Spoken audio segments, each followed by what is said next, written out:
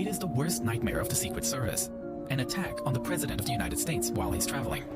Hidden beneath this manhole cover is a bomb that went undetected, and it can be triggered remotely. Just seconds from now, the presidential motorcade will be passing over exactly this spot. But this is not the only danger. A few blocks away, there is a second threat. Located in a dimly lit room, a sniper is overlooking the intersection, where the president will soon be.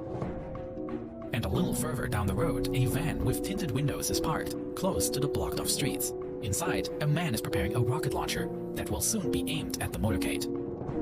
Fortunately, these three scenarios are purely fictional, but they will demonstrate the rigorous effort the Secret Service undertakes to ensure that the president remains secure during travel. While the president is still about 2 minutes away from the manhole cover with the bomb, the first car of the motorcade, the route car, is already driving past this spot. This car, together with the pilot car, ensures that the road is clear of obstructions. The sweepers, which are primarily motorcycles, follow the route car and pilot car and help clear the road ahead. However, they are unable to identify the bomb, and the core of the motorcade, consisting of Secret Service vehicles with the president on board, is approaching. As the president's limousine rolls towards the manhole cover, a person remotely pulls the trigger, and suddenly, nothing happens. The remote trigger didn't work, and that is because of this car, the Electronic Countermeasure Suburban, one of the most technically impressive vehicles in the motorcade. On its roof, antennas emit radio frequencies that drown out any bomb activation signal. This technique is called barrage jamming, and it essentially works by the antennas emitting such a strong noise signal that other signals simply cannot get through. And so, the motorcade continues undisturbed towards the second threat, the sniper in the window. Located behind the Electronic Countermeasure Suburban is the president's vehicle, commonly known by its nickname, the Beast. However, you can never be sure in which car the president is, as there are two identical presidential limousines on the road. Following behind are two cars carrying the president's most important security personnel, ready to take action in the event of an attack. This is the so-called halfback in which the president's personal Secret Service agents are located. No matter what happens, these agents will stay with the president. The other car carries the counter-assault team. These heavily armed agents can remain on site and fight off an attack. This creates a secure buffer between attackers and the president. Behind these cars are the control car and the support car. These transport additional Secret Service agents, essential presidential staff, as well as the president's personal doctor. But unknown to any of them, they are currently approaching another threat as the motorcade arrives at the intersection the sniper has scouted out. The fact that there are two identical cars makes it difficult for the shooter, but unfortunately he catches a glimpse through the glass, aims, and pulls the trigger.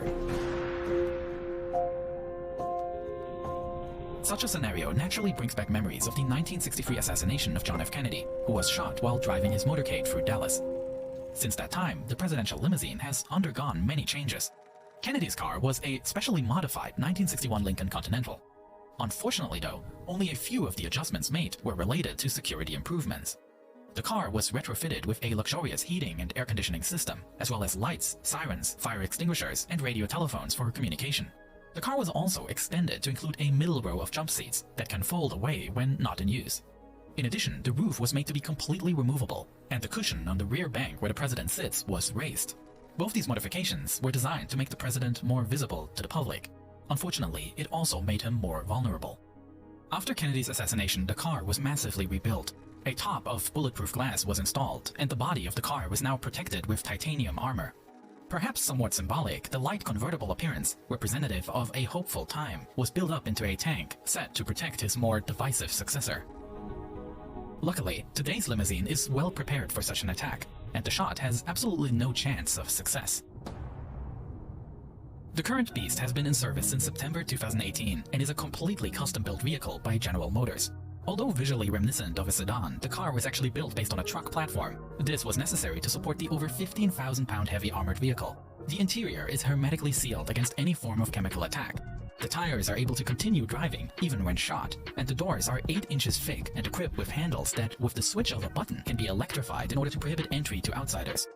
Always inside the car, there is a storage of blood of the same blood type as the president. It is a luxury tank designed to withstand any possible threat. But the biggest challenge in our scenario is yet to come, as just 2 blocks away, the van with the rocket launcher prepares to test the car's endurance. Behind the solid core of vehicles directly protecting the president are a few larger vans. These carry the press pool of reporters that travel with the president. This car behind is the ID car.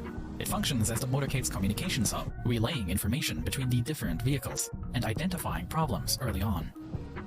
Behind that is the Hazardous Materials Mitigation Unit, a vehicle equipped to respond to biological, chemical, and even nuclear attacks. It carries the necessary equipment and personnel to treat the effects of such an attack effectively. This is the so-called Roadrunner, recognizable by the antenna above the roof. This car is the mobile communication hub of the motorcade, ensuring that the president is fully operational at all times. The car provides satellite and internet communications, and it feeds a direct encrypted link to the Pentagon, allowing the president to hold secure phone and video conversations even when on road. At the back of the motorcade, a local ambulance will follow, just in case anything happens. And signifying the end of the motorcade are the so-called rear guards, local police cars that make sure that no other cars drive into the motorcade from the back. At this point, the presidential limousine arrives at the intersection with the van. Quickly, a man jumps out and aims the rocket launcher directly at the limousine.